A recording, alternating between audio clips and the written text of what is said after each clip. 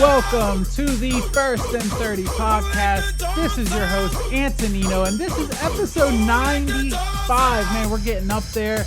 As always, we have our close friend of the program with us, Brodee from Seahawks.Island. Thank you for tuning in. We have the dog days of summer upon us. Brodee, how you been and how are you feeling? You see those posts right now that's like, I enjoy summer, but I got that itch. That's me to the core.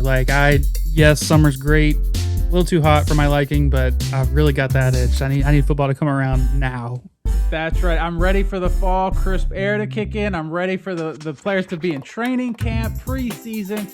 We got 9 more Sundays to go. But we have to fill everyone in. We got some news here. There's a certain team that sold for bajillions of dollars that might hit home for you. We got a top 100 list to go through. We have a rest, and we have a Donald back in the NFL possibly. So we got a lot to talk about here in a short 30 minutes. So what do you say, Brodee? Should we just hop in? Yeah, we got to hit the ground running on this one. All right, let's do it. You know the drill. It is first down. And we're going to talk about a team that, I already see that flag behind you there. The 12th man, the Sea Chickens. That's right. The Seattle Seahawks. No. They were sold for a record $9.6 billion. So what are our thoughts there? Obviously, the previous record was $6 billion, so they just blew that out of the water. Is this good news? Are you happy with this deal and who's taking over? Fill me in. Yeah, I mean, there's definitely a lot of nerves and a lot of unrest in the unknown. Previous ownership, if you look at the Seahawks history before the Allen ownership, it was kind of a wasteland. There was not really any talent there. There was no championships to be shown. The Allens bought it, and they didn't immediately become competitors, but the Allens did a really good job at making sure that the Seahawks were competitive over the course of their ownership. So there is a little bit of nervousness. Definitely don't want them to decay back to the pre-Allen days, but I don't think that that's going to happen. At least in my research, there's a lot of early optimism in the new ownership group, and especially because we were able to yank them away from those nasty 49ers down there in the Bay. I'm glad you brought that up. So the buyers were the Kosla family. I hope I'm saying that right. Led by a billionaire. That's who's buying all these teams nowadays. They're all billionaires.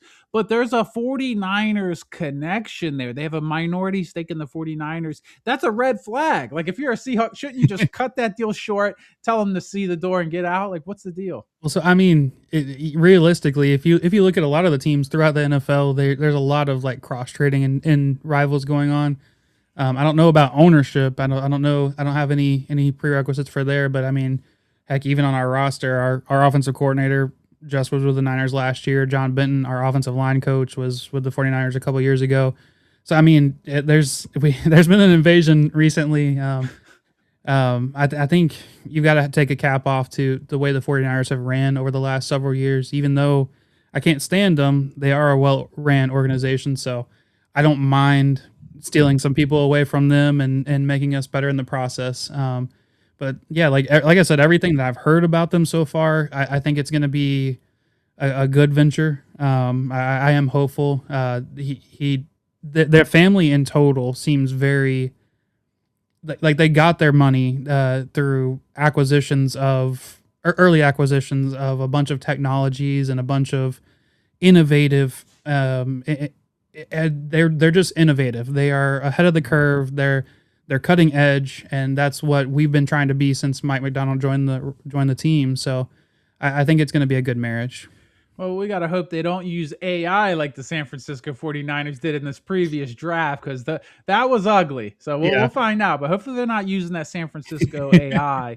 But so like you mentioned, Paul Allen, he passed away in 2018. He bought the team in 1997 for $200 million. Like, that's insane to me. I feel like everyone should have bought a sports team in the 90s, because, like, man, the return on that, incredible. But he saved the Seahawks from relocation. He invested heavily. He was never afraid to spend money, and he built a championship organization. So, like, does that make it like scary to then have this new ownership group? It's the unknown, really. The unknown is kind of scary, right?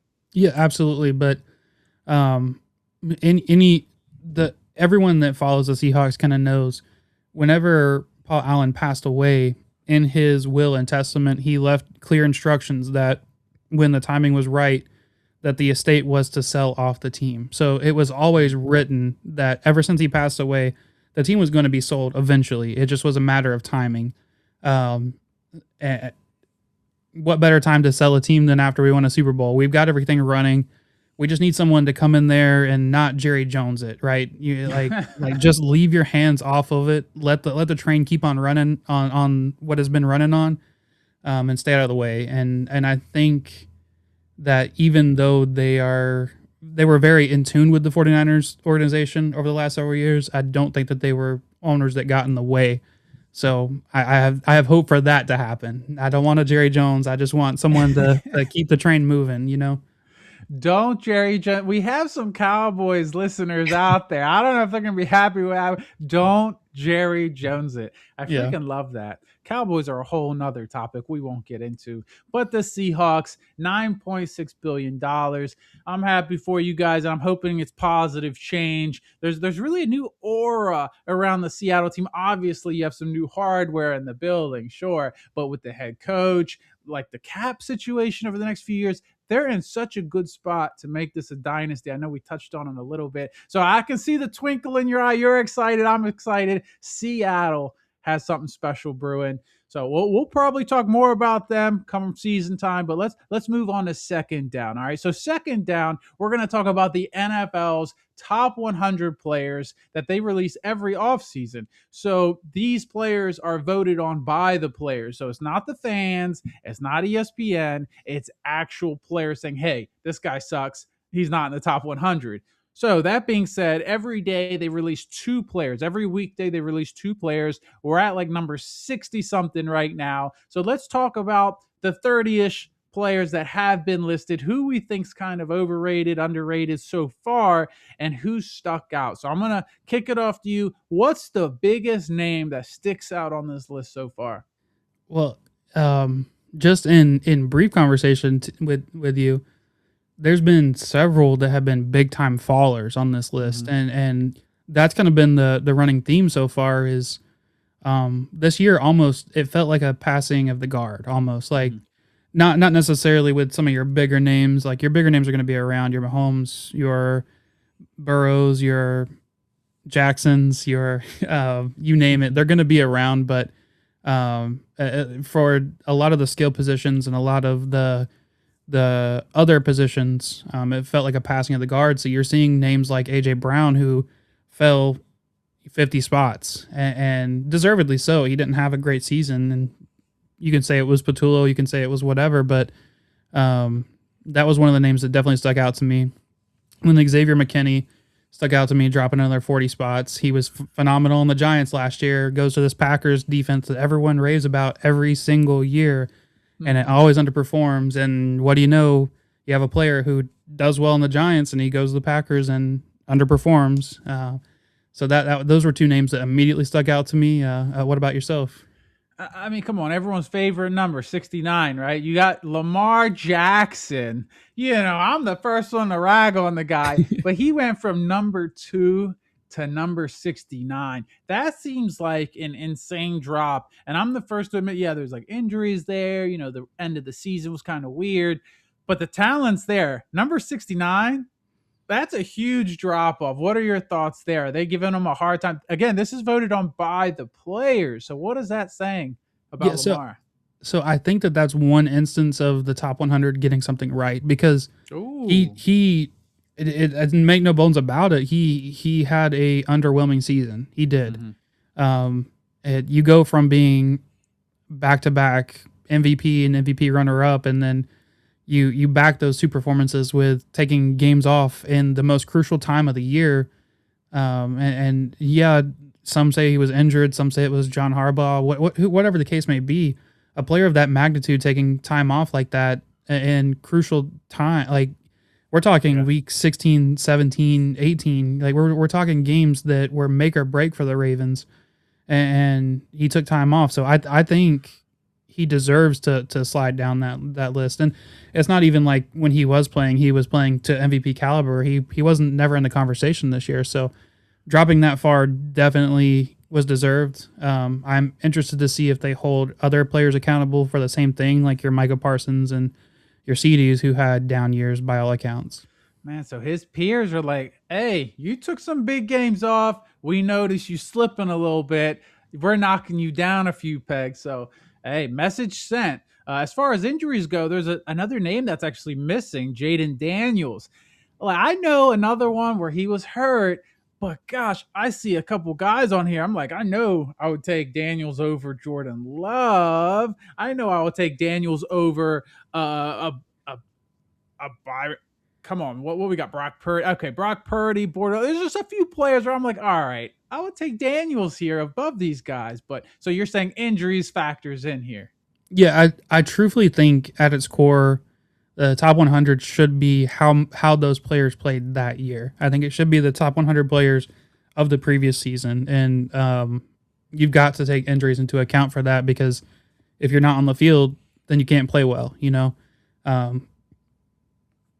Like I said, I'm interested to see, because Micah Parsons isn't on the list yet. Is he going to be in the top 66? And if he is, then we've got some other problems, because he only played 4 games. I mean, it was a good stretch while he was playing, but he's not outperforming 67 through however many NFL players are behind that. Like he just didn't do that this year.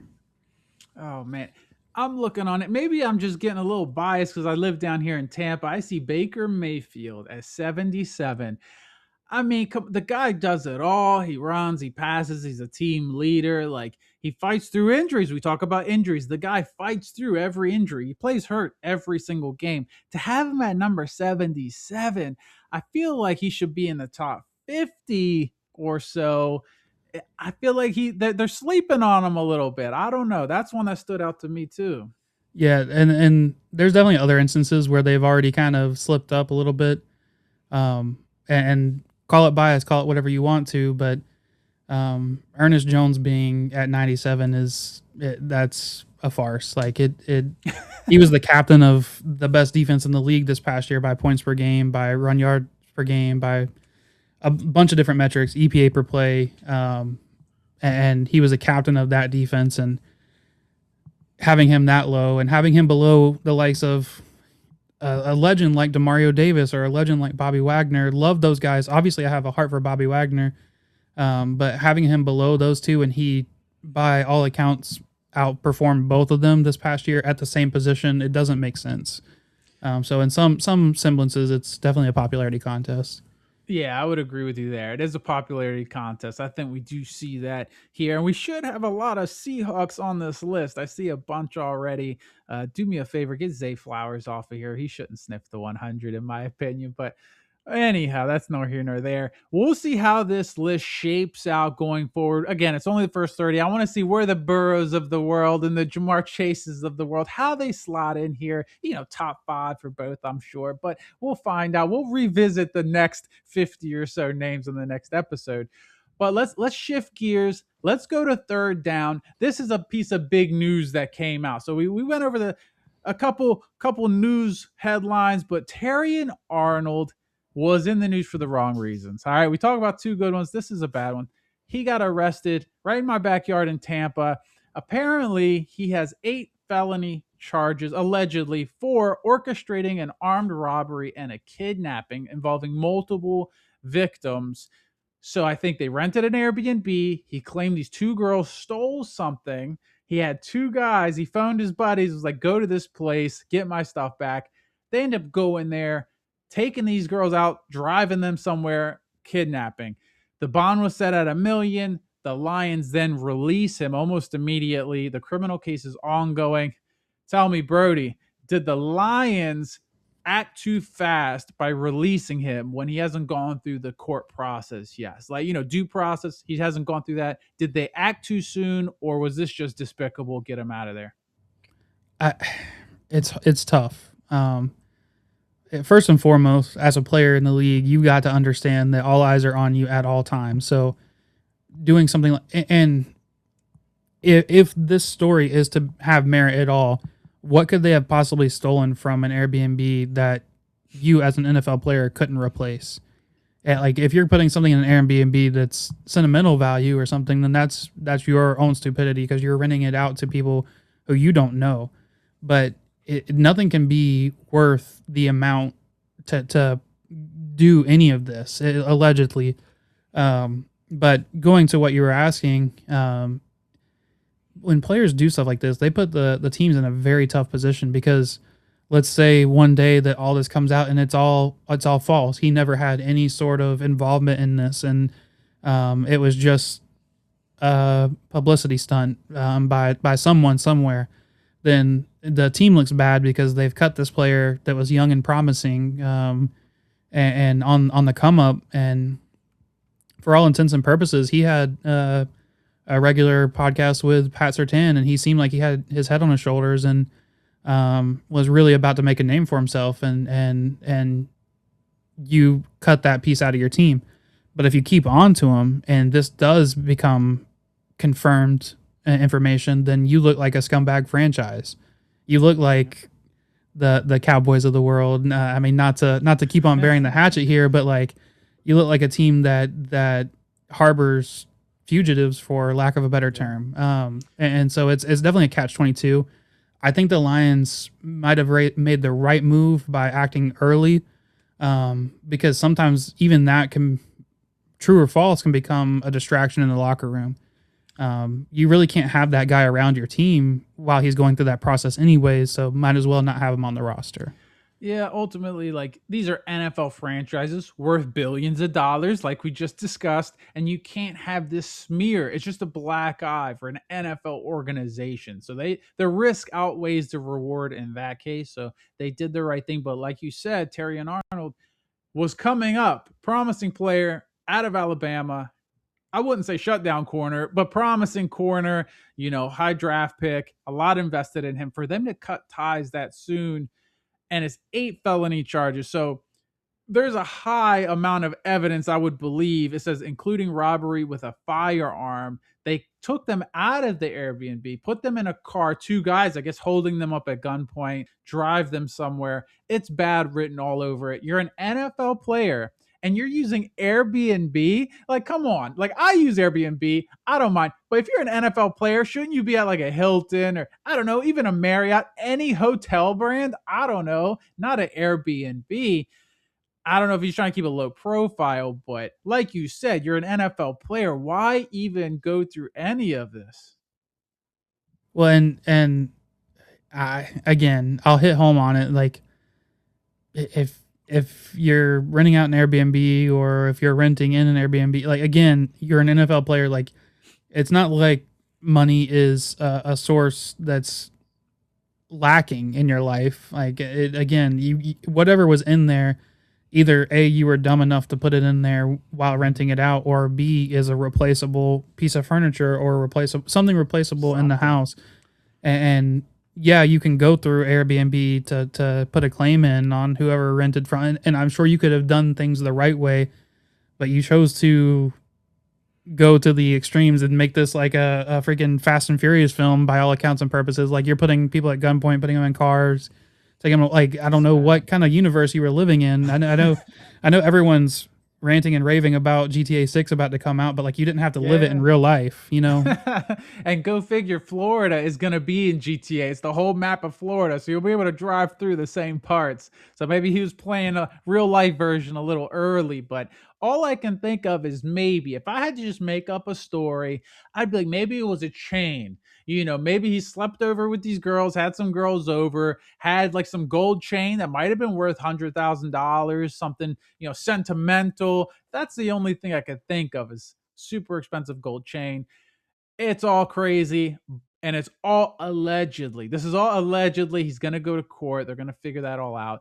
But if you had to pick one team, I always like to play devil's advocate. If you could pick a team that might take a chance on him, like at this point, he got waived. The big contract is out of the way. So now the new contract's not going to be that much. So anyone who needs a corner could be knocking on his door if he's innocent. Who's that team? I mean, if reports are to be believed, I know we checked in on them. So, and I think there was 4. If I read it correctly, I think there was 4 teams who checked in on him, and we were one of the 4. But if teams are staying on brand, he's going to end up with a Raiders or a Cowboys or a team of that nature of the world. And again, allegedly, that's the most important word here is allegedly. Nothing has been confirmed yet. So it could be something where he goes to a team that might be a better situation for him. Even mentally, it might be a better situation for him to kind of distance himself from a crowd that he probably doesn't need to be a part of, especially being an NFL player. You kind of want to make sure you're surrounding yourself with the right people, and this might be, if everything gets proved false, then he might have. My hope for him is he has the capability to have a fresh start if this is all fake. Well, time will tell. All 31 teams, the other 31 teams, are going to knock on his door if he's innocent, I would think. But talking about surrounding yourself with good people, let's move on to 4th down. And we have a good person and a good player, future Hall of Famer. Aaron Donald makes an appearance in the Los Angeles Rams facility. Speculation starting to build that, I think he's coming out of retirement. And there's a defense where he would fill in perfectly for a team that's a Super Bowl contender. Don't look now. Division rival getting stronger. Is this gonna happen? Like, the rumors, the TMZ is on this. When TMZ is on the case, that's when you know it's for real. Yeah. No, like jokingly in my household, we always talk about like TMZ is the most reliable news source. Like we're not talking about CNN or Fox or despite political views, whatever you're going to talk about. TMZ. It doesn't matter. TMZ has the best sources out there. Like they just do. I was actually doing some research earlier because I don't know how many times this happened in anyone's career where they've taken 3 years off from the NFL and come back and been productive. But there was one player that stuck out to me, and Deion Sanders at a late. He was older than what Aaron Donald is now. Came back with the Ravens and was productive for several years. I remember the Ravens. He wore like number 30 something 37. I think it was pretty disgusting. Yeah. And I'm not mistaken. I think he came back at 37 years old. Like he was old. Like he was a couple years older than what I think Aaron Donald's 35 right now. He could be 36. Yeah, I'd be somewhere in there. But we're talking about a couple more years. I think and this whole conversation is going to pain me as a Seahawks fan, but I think if a player of any sort of magnitude, any sort of physical shape would be able to take 3 years off and come back and be effective, it would be Aaron Donald. Like you're talking about someone who's superhuman, someone who gave multiple teams fits. So yeah, I if he does come back, I'm not going to take it lightly. You're talking about a player who could be a very impactful player for whatever franchise he would come back for, but now he's going to come back and probably see the most fruitful blocking situations because he's going to be next to Myles Garrett, and teams are going to have to double Myles Garrett right now. So he's going to see single teams, and he's never seen that in his career. So that's it. It's a scary thought. I mean, he's at the last step of the process. I feel like him being in the building, I want to say it was Friday, was just almost like a tryout walkthrough. Like, are you in shape? How you feeling? How you been, buddy? Ready to come back? Just schmoozing a little bit. Because like you said, this guy is a superhuman freak of nature. 35 years old. The dude's like 300 pounds, and he has a six-pack. The dude has a six-pack. Like, he's in freak shape, bench pressing. The videos, find any video of him lifting in the weight room, and you'll just mouth would drop to the ground.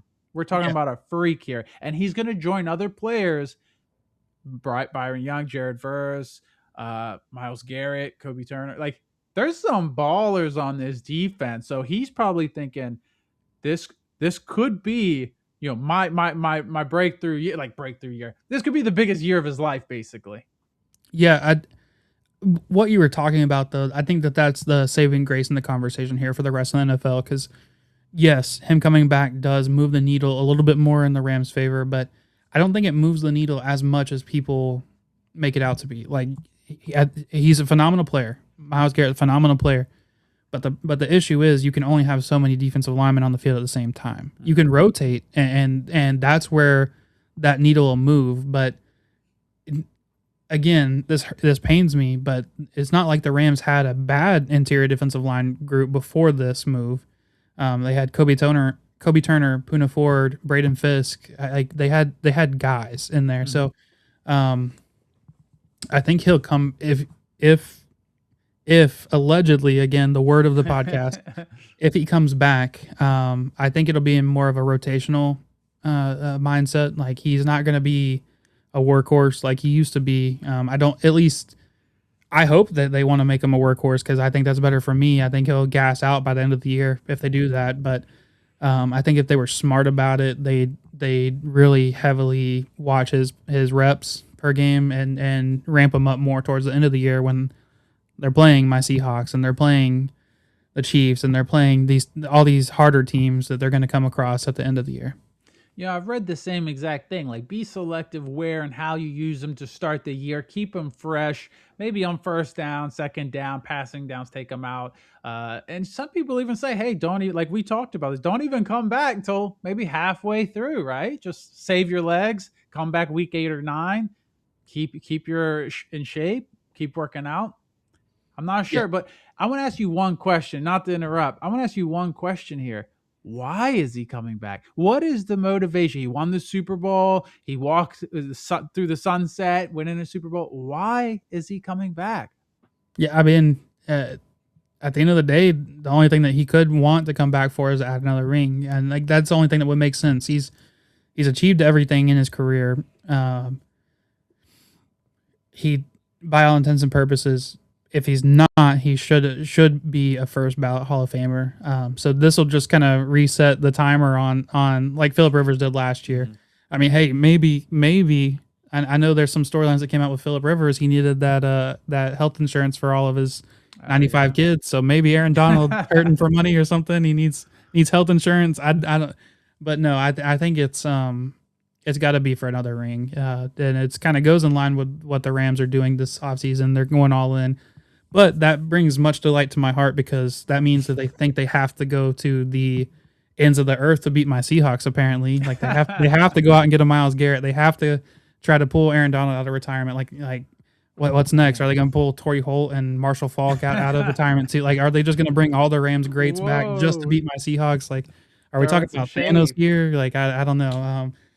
But no, that's how it feels. Like, it's just like, I rest easy at night knowing like these teams feel like they have to LeBron heat the NFL just to beat my Seahawks. So you're on the top of the perch, right? The bird's nest at the top. Everyone's gunning for you guys, and the Rams are going to great lengths to knock you off the top. All right, I think I'm following you here. I'm tracking what you're putting down. I see what you're saying. Well, we'll keep an eye on if he actually does get signed, and if Terry and Arnold is allegedly guilty or not, or innocent. We're going to keep on the top 100. We got lots to keep our eye out on. We got everyone caught up, but we also wanted to make a special note. We're going to call out Chris Johnson, was diagnosed with ALS, also called Lou Gehrig's disease. We want to give him a shout out. It's super sad. I might have to challenge you to an ice bucket dousing here soon, so watch out for that video. I hope he gets better, feels better. If they find some sort of treatment there, one of the best running backs to ever live. We hope he gets better. But Brodee, on that note, 30 minutes flies by as usual. Do you have any last words for the chain movement as we depart? Yeah, just adding on to my thoughts and regards go out to CJ2K. It's always hard seeing someone like that, but especially someone who went for 2,000 in NFL. Like, you can't imagine someone of that caliber. And I don't know if you saw the pictures of him, like, it was like last year when he got diagnosed, is like, he's still buff and still like Aaron Donald. He's still in shape to come back to the NFL. And now it's kind of like, I hope he's fine. I hope he's okay. Yeah. And I know it's not necessarily the case, but, prayers to him, his family, all the positive energy that way. and we'll keep track of that too. But as always, we thank everyone for joining here at First and 30 Podcast. You know the drill. We'll see you on the next one. The next one is the best one.